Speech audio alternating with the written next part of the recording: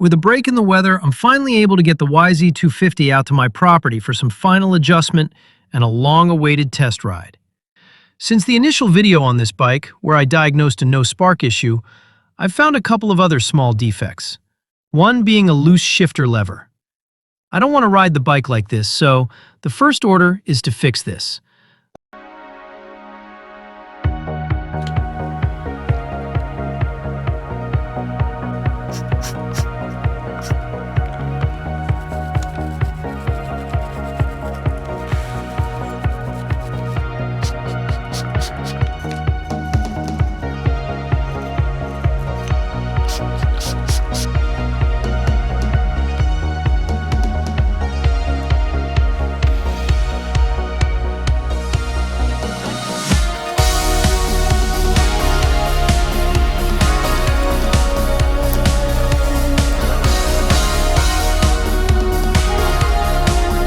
I noticed the engine air vent hose missing when I initially went over the bike, and since the carburetor hoses are petrified, I ordered enough hose to change them all.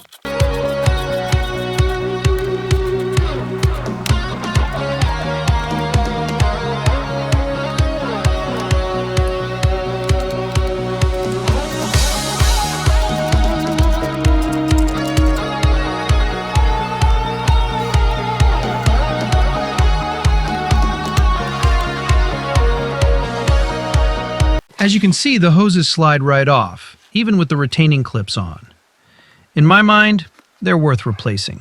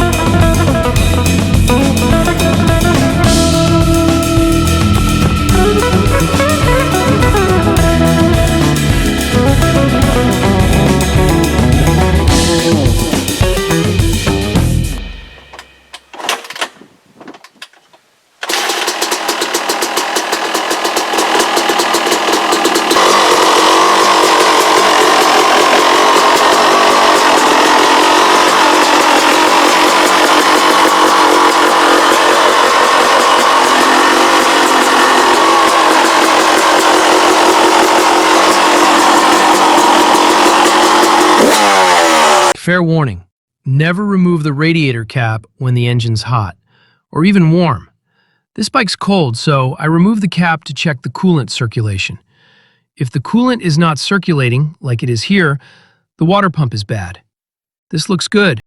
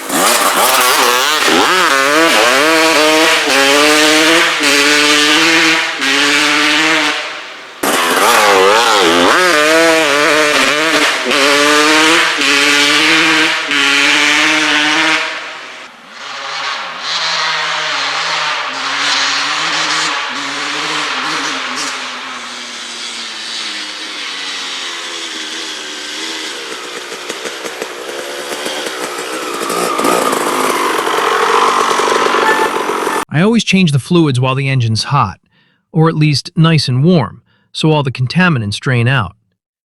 Cold oil is slower to drain and leaves particles behind. This oil's way past due for a change. I like to change the trans oil every 8 to 10 hours, but my riding style is a lot of clutch. If you ride normal, you can go 16 to 20 hours. Nonetheless, follow the manufacturer's guidelines. I'm just the guy who goes through a lot of clutches. It's good to tilt the bike from side to side to ensure maximum drainage. I've seen a lot of old two-strokes with the drain plug JB welded in because someone stripped it out. It only needs to be snugged in, not tightened down. That's good. Right there. That's 750 milliliter. Make sure the gear oil you choose is suitable for a wet clutch. It's important to note that SAE 10W30 and SAE 80 oil have relatively the same viscosity, so either will work in most two-stroke dirt bikes. And I said most. You'll want to check your manufacturer's oil weight recommendations. I'm just a guy who goes through a lot of clutches.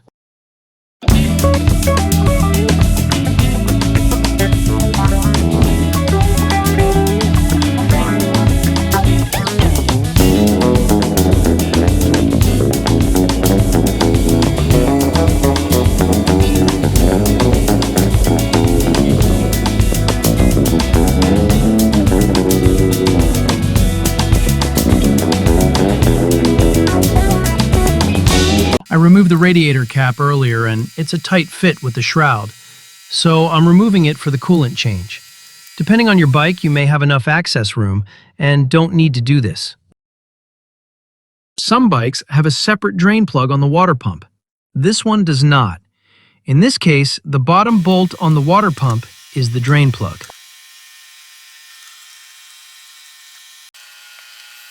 As with draining the oil, I lean the bike to ensure maximum drainage of the old coolant.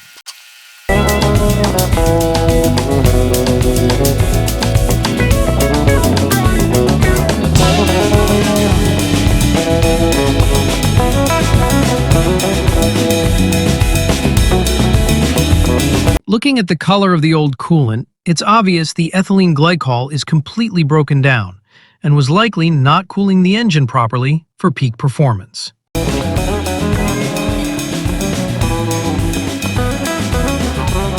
Yamaha has their own line of fluids, the Yamalube, and they do make a coolant, YamaCool, which is a 60-40 ethylene glycol water mix. but I got a much better deal on this Maxima Coolant, and I know it's perfectly fine to use it. Whatever you use, be sure it's ethylene glycol based, and never use full concentrate coolant. This Coolant is pre-mixed, so I can pour it right in.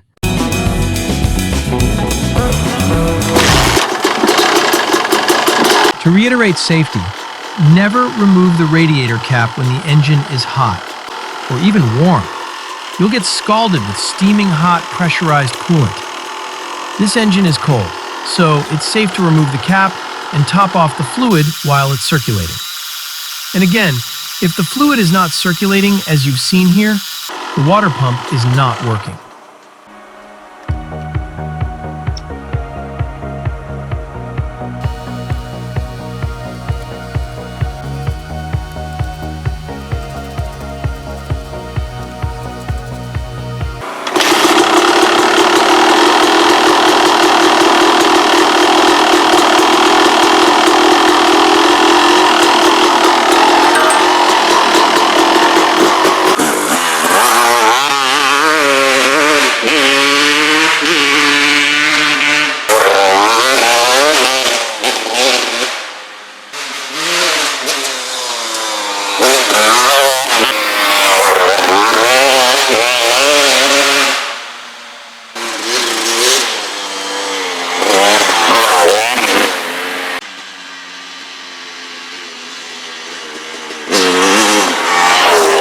I like to check for leaks after the initial fluid change ride.